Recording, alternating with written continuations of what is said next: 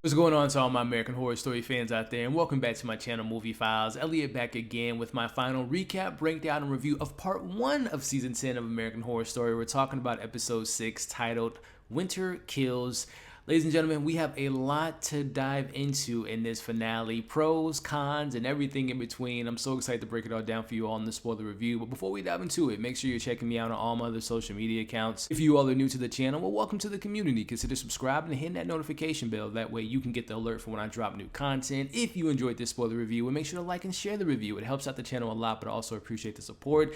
And in those comments, whether you loved it, hated it, or somewhere in between, let's talk about this ending of this particular chapter. What were some of the moments, and let's just focus on the episode as a whole first. What were some of the moments that worked for you? Did you find the story to be satisfying? Let's talk about the other side of it. What moments didn't work for you? Did you find a lot of points of this episode to be pointless, and some characters that didn't really go anywhere and just ultimately dropped the ball? And then we can just talk about the 5 previous episodes. What did you think about this as a whole? And of course, we'll talk about your thoughts, your theories, your predictions for what you hope to see in part 2. Let's talk about it in the comments. So yeah, we have a lot to discuss as I'm looking at my notes here. So first and foremost, just my initial thoughts. I'm going to be 100% honest with you all, and I know there's some diehard American horror fans out there that's probably going to either click out of the video or dislike the video for me saying this, but this episode sucked. This was a horrible way to end this story. First and foremost, when I saw the runtime was only 37 minutes long, I'm like, okay, that's red flag number 1. And immediately I just went to my head, I'm like, well, this is, I guess, based on true events, because it seems like Ryan Murphy and the writers and the creators of this particular show have ran out of pills. They have ran out of the black pills, and they're like, you know what, we can pull a Harry and not rely on the pills, and we can write this story and end it on a high note.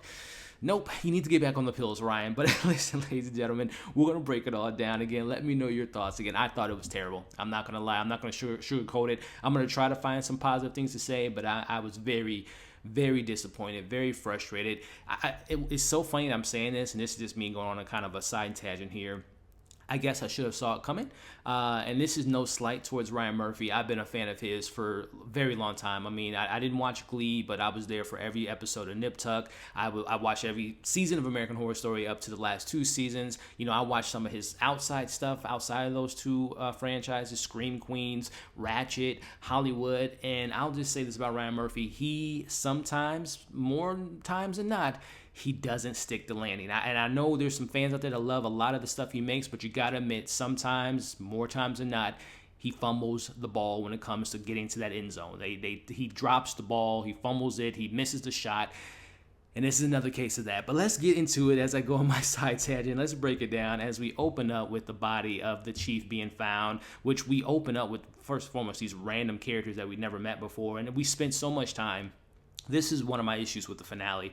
We spend the first, 5 to 7 minutes with a bunch of nonsense, to be honest with you all. We go from meeting these random sailors to going to this community meeting with, the jokes that just fell flat to me. It might have been comedy subjective. Some of you all might have thought it was funny, but I thought it was a waste of space, a waste of time.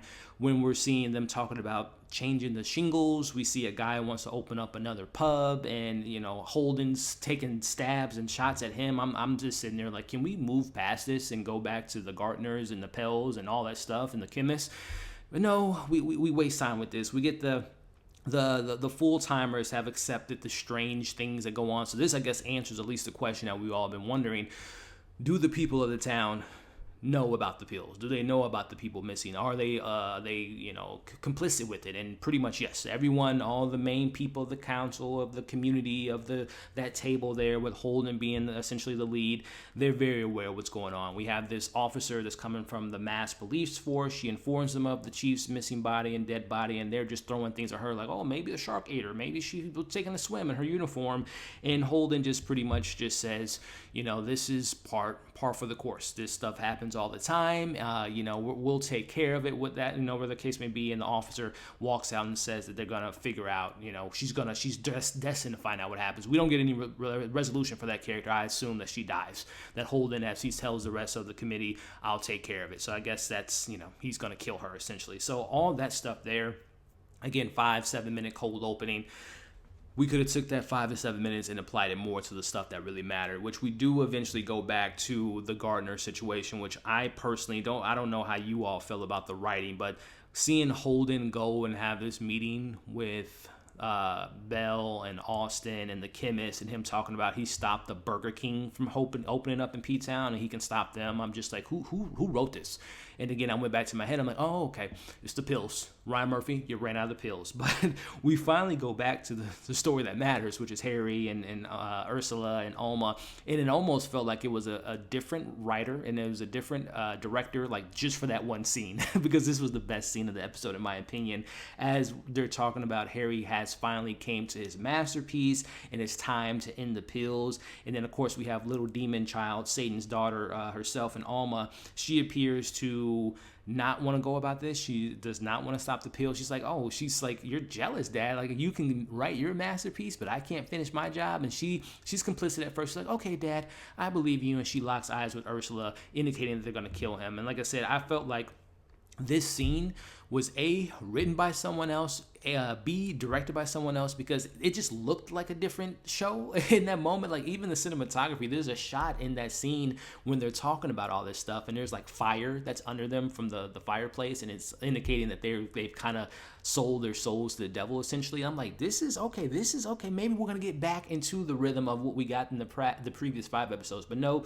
that was like I said, someone else came in, and someone on the pills came in and wrote and directed that scene, because we go right back to the trash as Harry is taking the ease off of the pills. He's trying to give him and Alma some supplements to kind of stimulate their brain, and this is where we find out that Belle has taken the baby and she wants to have this family meeting. And back to, like I said, the terrible dialogue as Alma has this like speech about we can do it, Dad. We have the secret weapon. And Ursula, and it was kind of funny when she's like, no, I'm not going to risk my life. And Ursula, or Alma, calls her, a certain name, poking fun of her not having the cojones to go through with it. I thought that was kind of funny. But again, she's like, I'm not going to risk my life, but I have a plan that's going to help you guys out. So let's go into this plan as we see Ursula, who is, she's the Jerry Maguire. She can talk, show me the money. She can talk anyone into doing anything.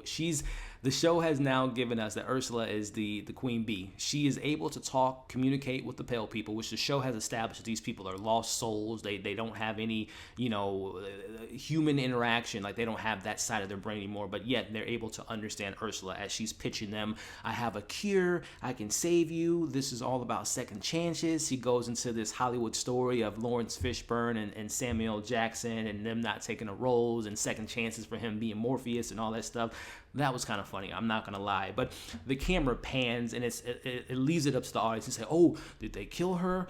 Are they gonna help her? And we find out what happens next, because we cut to the family meeting, and this is where we see that the Gardners are talking to Belle, who's going to kill the baby. Austin's there, which what a waste of talent from a lot of the alumni from American Horror Story. But Evan Peters as Austin ultimately just didn't have much to do. Emmy winner Evan Peters, I should say, by the way. But they're going to kill them, but Ursula comes in to the rescue. We have the pale people, very choppy, very poorly choreographed scene. We see Austin and Belle. They're killing the pale people, slitting their throats. They seem to have the upper hand, but they ultimately get taken down by the pale people. They drink their blood, and I'm thinking, are they going to maybe go back to themselves by drinking the blood of the pure, talented people? But they don't really dive into that. We see the chemist at this point takes baby Eli and runs off like a running back in the end zone, and we end up finding out as Belle and Austin are dead. Ursula comes in, kills the rest of the pill people, because at this point they were going to attack Harry and Alma, but she kills them. We learn that the chemist is now in cahoots. She was a part of this whole plan, which we don't even get a scene of her essentially.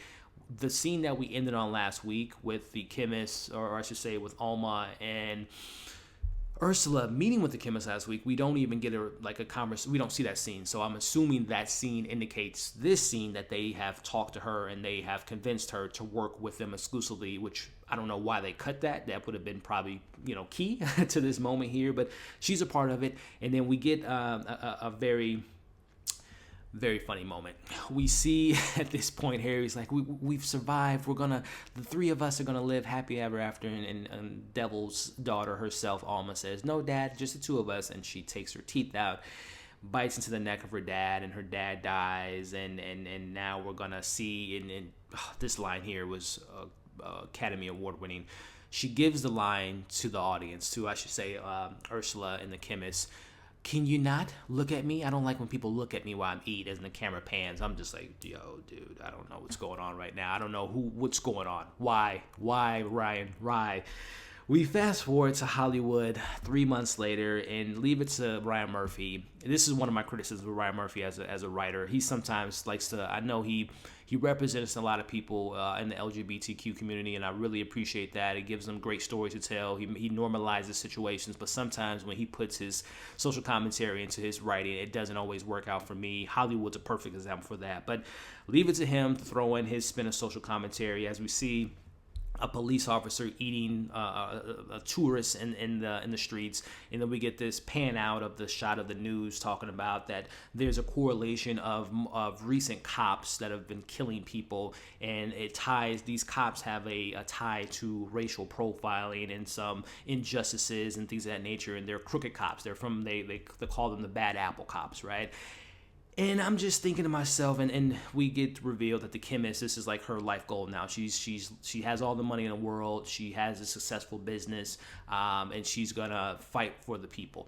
She's gonna kill all the bad apples in the police force. And to me, that line and that whole social commentary is so on its head and so kind of backwards and just kind of hypocritical in a sense, because you're having the chemist kill these bad police officers, but at the same time you're having the chemist, you're having Alma, and having Ursula get away with murder. So what are we saying here? It's okay to kill certain people, but not. It's like, what's the message, Ryan Murphy, that you're trying to imply here? I thought it was, again, just don't even add that in if you're not going to really have anything to say about it. I'll just leave it kind of at that. But nonetheless, we see that Ursula, Alma, and the chemist are now a happy family in Hollywood.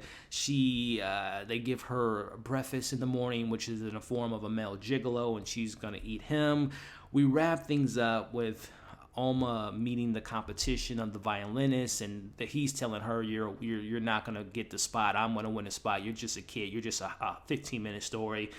She kills him. I don't know how she was able to bite into his neck in this public space and drop his body off downstairs, but nonetheless she kills him, and she has a little smirk on her face to kind of give us that she's the baddest of them all. But wrapping up this horrible episode, Ursula is talking to this class of writers, and she gives them a speech about their future and how they should take the pills. And then we cut to this chaos in the streets, which is just essentially the basis of this part of this particular story. It's an allegory of what people are willing to do to get famous, to have success, to be talented. They're willing to do anything, and that's, it takes place in Hollywood, which, again, we know Hollywood is a place where people want their dreams to come true, and they're willing to stab people in the back, or in this case, bite people in the neck just to be famous.